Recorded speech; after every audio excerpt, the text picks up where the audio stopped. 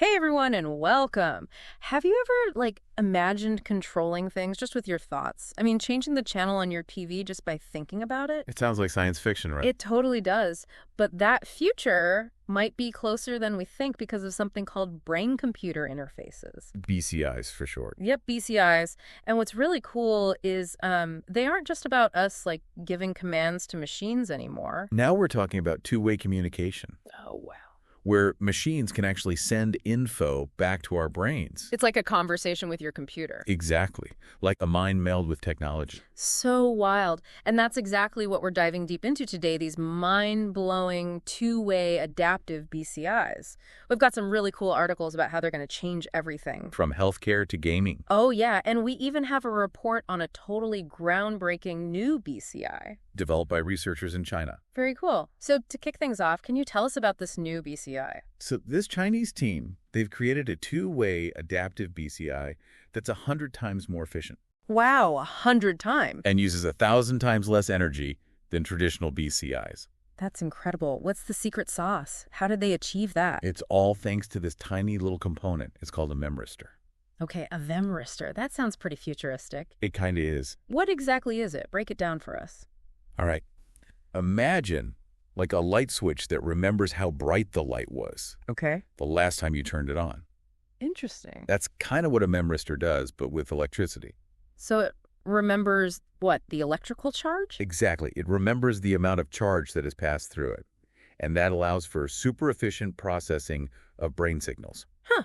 It's like a shortcut for the BCI to understand your thoughts. A super efficient brain-computer translator. I like that. So it's not just on or off. It's like a dimmer switch for the brain. Pretty much. That's really cool. But what makes this new BCI adaptive? What does that even mean? That's where it gets even more interesting. This BCI, it has this dual-loop feedback mechanism. Dual-loop. Yeah. Think of it like learning to ride a bike, right? Yeah, okay, I can picture that. At first, you're kind of wobbly, you're unsure, Definitely been there. but your brain is constantly getting feedback. From your body. Exactly. And adjusting your movements. Mm-hmm. And over time, you just get better and smoother. It becomes second nature. Precisely. Okay, I think I see the connection. So one loop is about the BCI learning, and the other is about me, the user, learning. You got it. The machine learning loop helps the BCI understand your unique brain activity patterns. The more you use it, the better it knows you. Like it's building a profile of my brain. Basically. And then the user feedback loop that helps you refine your thoughts for smoother, more precise control. It's like the BCI is teaching you how to think more effectively. Whoa, that's kind of freaky, but also super cool. Right. So it's this two-way street. I'm learning to control the BCI, and it's learning to understand me better. Happening at the same time. That's incredible. But how does this translate into real-world applications? I mean, what can we actually do with this tech? Oh, the possibilities. They're pretty much limitless. But let's start with something everyone can relate to. Healthcare. Okay, healthcare. I'm listening. Imagine a stroke patient who thought they'd never walk again. Oh, wow. With a BCI, they can actually start to regain that ability. The BCI senses their intention to move, even if their muscles aren't cooperating yet. And then, get this, it provides feedback that strengthens those neural pathways. So it's like it's helping to rewire the brain. Yes. That's amazing. So the BCI is like a coach for the brain, guiding the patient through rehab. A very high-tech coach. I'm curious, how does the BCI actually provide that feedback? Is it like electrical stimulation or something else? It can be electrical stimulation, but there are other methods too, like visual or auditory cues. Oh, interesting. The key is the BCI is constantly learning and adapting to the patient's progress, providing a personalized therapy. And it's not just about physical rehab either. Imagine a BCI that can detect brain activity associated with anxiety or depression. Then what? It could help regulate those emotions. It's like having a therapist inside your head. That's mind-blowing. So BCIs have the potential to revolutionize healthcare in so many ways. But what about applications beyond healthcare? Oh, there are tons. What else can these two-way BCIs do? Well, one area with massive potential is assistive technology. For people with disabilities, BCIs aren't just a cool gadget. They can be life-changing. I can imagine. Imagine controlling your wheelchair with your thoughts. Wow. Or even a robotic arm, giving you a level of independence you never thought possible. That's incredible. It's about giving people back control over their lives. Absolutely. Empowering them to do the things they want to do. What about like entertainment or education? How could BCIs change those fields? Oh, just imagine the possibilities in gaming. We could have hyper-realistic VR experiences controlled entirely by your mind. No more clunky controllers, just pure, immersive action fueled by your thoughts. That would be insane. Right. Or think about education. BCIs could create personalized learning experiences. Tailored to each student. Exactly. Adapting to their needs, providing real-time feedback as they learn. It's like having a personal tutor inside your head. That's pretty amazing. And what about more serious applications, like in industries like manufacturing or robotics? How could BCIs change the way we work? Well, in manufacturing, BCIs could really optimize human-machine interaction. Imagine a factory worker controlling complex machinery with their mind, freeing up their hands for other tasks. And potentially making things safer, too, right? Exactly. Less risk of accidents. It could make workplaces so much safer and more efficient. So we've talked about controlling things in the physical world, like robots or wheelchairs. But what about the digital world? Could we use BCIs to interact with computers or even surf the internet? Absolutely. We can be typing emails, writing documents just by thinking about the words, Real. or browse the internet, scroll through social media, even control our smart homes, all with our minds. Okay, now that's just showing off. But seriously, the potential is mind-boggling. It sounds like BCIs could completely change how we interact with technology. But with all this talk of controlling things with our minds, I have to ask, how precise is this control? That's the million-dollar question. And the answer is, it really depends. On what? On the complexity of the task and the sophistication of the BCI. But with this new two-way adaptive BCI we've been talking about, we are seeing a significant leap forward. This system enables 4 degrees of freedom in movement control. Okay, back up a second. 4 degrees of freedom. What does that even mean? Think about controlling a drone. All right, got it. You can move it up and down, left and right, forward and backward, and you can rotate it. Okay, 4 different ways to control it. Exactly. Those are 4 independent ways to control its movement. That's what we mean by 4 degrees of freedom. Ah, I see. So with this new BCI, we could theoretically control a virtual drone in 3D space and make it do stuff like fire a weapon or pick up an object, all just with our minds. Precisely. And the accuracy is impressive too. This new system is 20% more accurate than traditional BCIs. And the more we use it, the better it gets at understanding our intentions. Wow, that's really remarkable. It sounds like we're on the verge of a whole new era of human-machine interaction where, like, the lines between our minds and technology start to blur. But before we get too carried away with all the incredible possibilities, let's take a step back. What about some of the potential downsides? What are some of the ethical and social considerations we need to be thinking about as this technology keeps evolving? That's such an important question. We definitely need to be mindful of the potential risks as well as benefits. One major concern is privacy. If BCIs can read our thoughts, who has access to that information? Right. And how do we make sure that information isn't misused? Exactly. We need to establish clear guidelines and regulations to protect people's mental privacy. Because our thoughts, they're like the most personal thing about us. Absolutely. We need to make sure this technology doesn't turn into some Orwellian nightmare. It's like the Wild West out there right now with all this new tech. We need to be careful. So privacy is a big one. Are there any other potential downsides we need to consider? Well, another important issue is equitable access.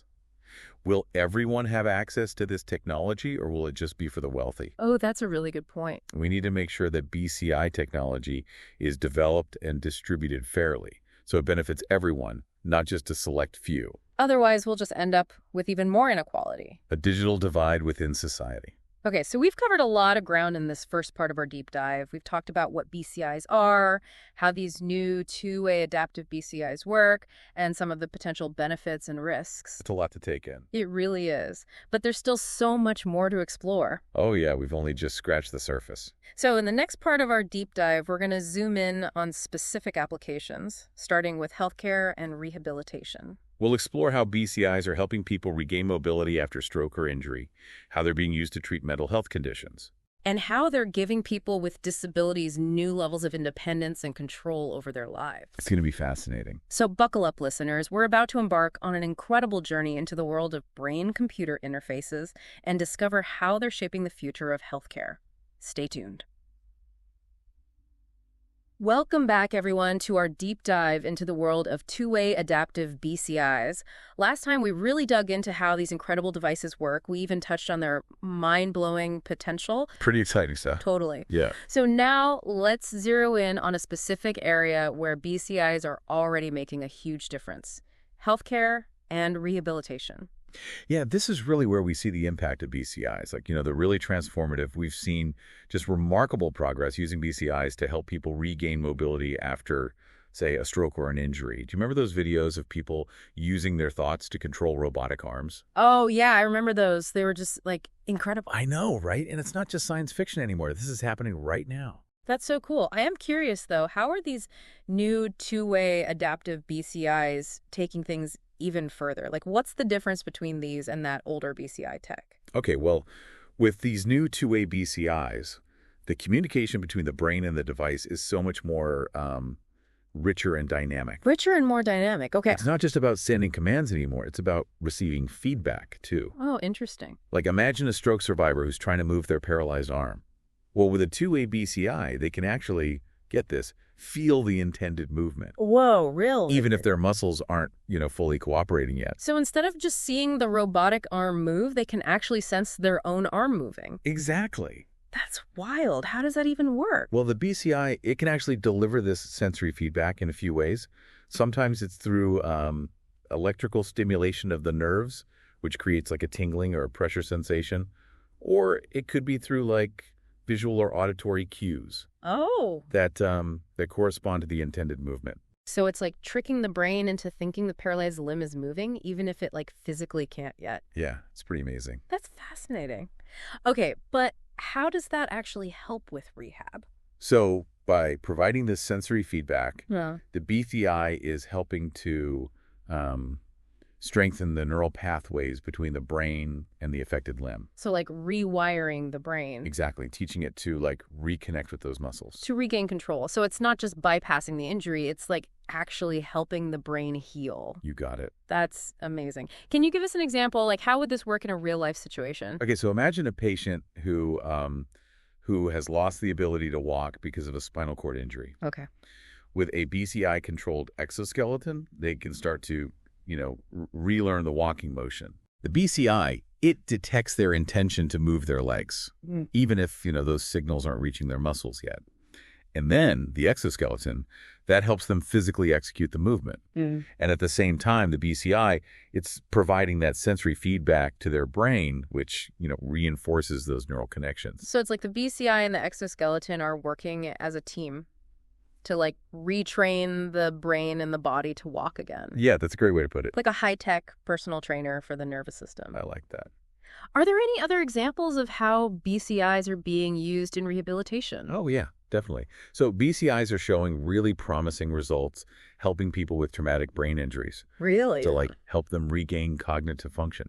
So by monitoring brain activity and providing feedback, BCIs can help patients improve their attention, memory, problem-solving skills. So it's giving their brain a workout. Exactly. Helping them rebuild those cognitive pathways. Precisely. That's really impressive.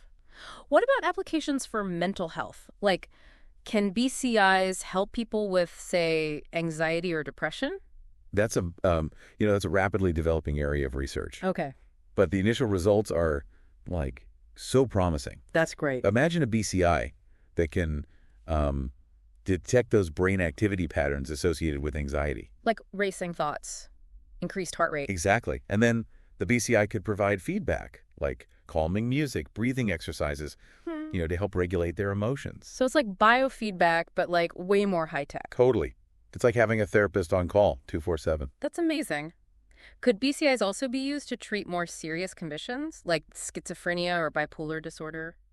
That's definitely a more complex question. The research is still in those, very early stages. Okay. But some studies are starting to suggest that, BCIs could be used to help people manage their symptoms and improve their quality of life. Oh, Like, for example, a BCI could be used to, pick up on those early warning signs of a manic episode or a psychotic break and allow for earlier intervention.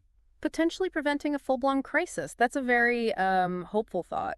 It really is. It seems like, honestly, the possibilities for BCIs in healthcare are pretty much endless. But with all this talk of, like, implanting devices in people's brains, are there any risks or downsides we should be thinking about? Oh, of course. Like any new tech, there are potential risks and ethical considerations too. For sure. One concern is the possibility of infection, or complications from the implant surgery. Yeah, that makes sense. But as surgical techniques improve, these risks are becoming less and less of a concern. That's good to know.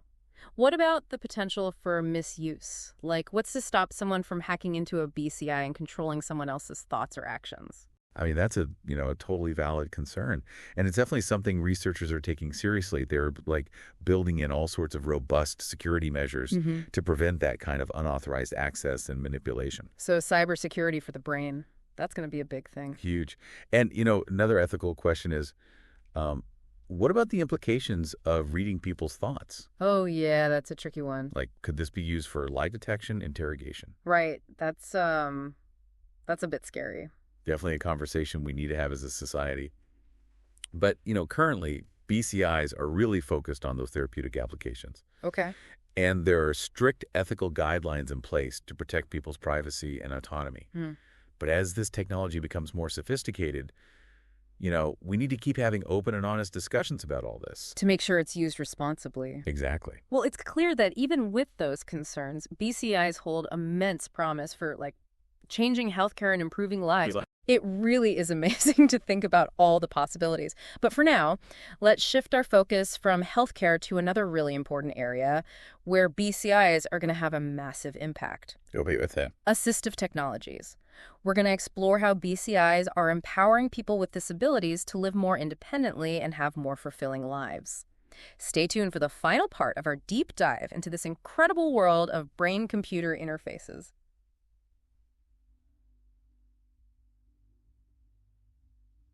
All right, welcome back to the deep dive. We've spent the last two parts talking about these incredible two-way adaptive BCIs. Yeah, really digging into the tech and how it works. And all the amazing things it can do. And in this final part, we're going to focus on how BCIs are, like, completely revolutionizing assistive technologies. And empowering people with disabilities. Exactly. I mean, this is where we really see, like, the human impact of this whole technology. For people with disabilities, BCIs aren't just some cool gadget or for entertainment. Yep. They're about, like, breaking down those barriers and opening up a world of possibilities, things that were just, unimaginable before. It's about giving people back their independence and, letting them actually participate more fully in the world. Yes, exactly. Yeah. And let's start with something like as basic as communication. Okay. So for someone with, severe speech impairments, imagine being able to actually communicate your thoughts and feelings directly through a BCI.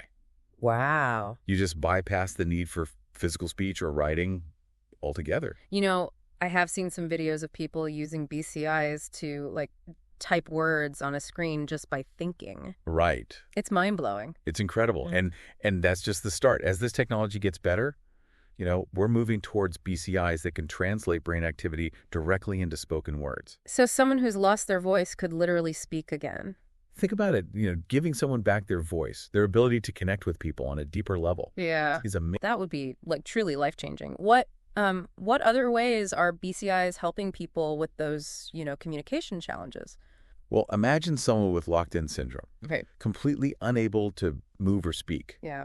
Well, BCIs are now allowing these people to communicate with their families, express their needs. Wow. They can even, like, participate in online conversations. That's so powerful. It's about, like, restoring that human connection, right? Yeah. Breaking down that isolation that so many people with disabilities face. And communication, that's just one aspect of daily life.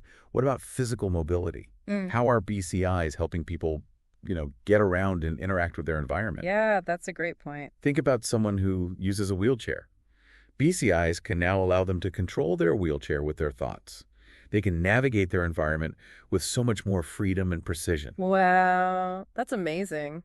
And it's not just about getting from one place to another. It's about having like control over your movement and being able to, interact with your surroundings in a way that feels more natural. Exactly. Yeah. And it goes even further. We're talking about robotic arms controlled by a BCI. Yeah. Someone with limited arm function can grasp objects, feed themselves, even write their name.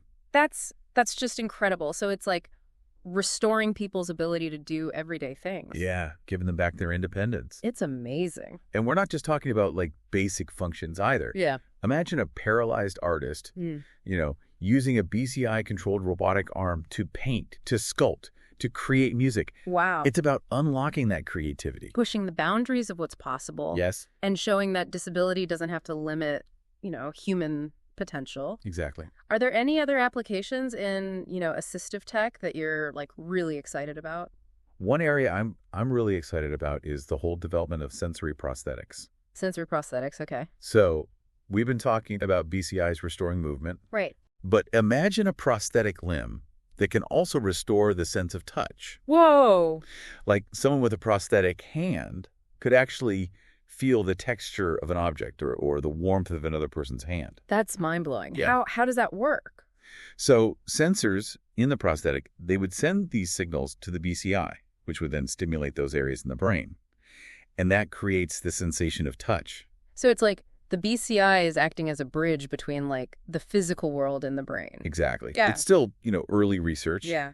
But the potential is just enormous. It's like, it's not just about restoring the physical part, right? It's about restoring the whole human experience. Absolutely. And allowing people to connect with the world in a deeper, more meaningful way. And it's not always just about restoring lost function.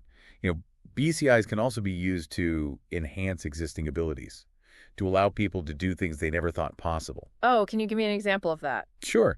So imagine a visually impaired person using a BCI to kind of see through a camera. Right? That visual information, it gets translated into patterns of brain stimulation. Wow. Or someone with, hearing loss using a BCI to hear through a microphone. The sound waves, they get converted into neural signals. It's almost like a superpower. It really is. Yeah. And these are just a few examples of how BCIs can just, push those boundaries. And create a more inclusive world for everybody. Yes. As we wrap up our deep dive here, what are your final thoughts on, the future of BCIs and assistive tech? I think we're just at the very beginning. Yeah. I really believe that. As this technology continues to advance, we're going to see even more innovative applications. Yeah. Ones that really empower people with disabilities to live more independently, to participate more in society, to really, truly achieve their full potential. It's an exciting time. It's inspiring to see how BCIs are being used to create a more inclusive, more equitable world for everyone. I think so, too.